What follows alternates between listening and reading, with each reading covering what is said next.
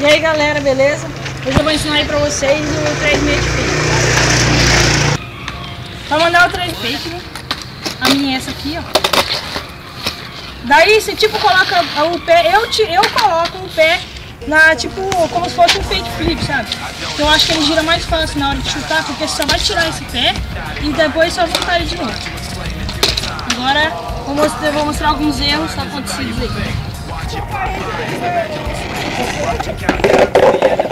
Isso aí pode acontecer porque a pessoa não tá tipo chutando, tá chutando ela meio paralelo pra frente, assim, ó.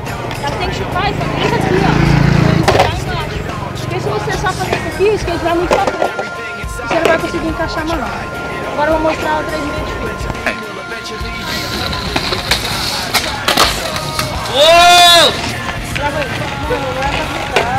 Aí galera, valeu aí.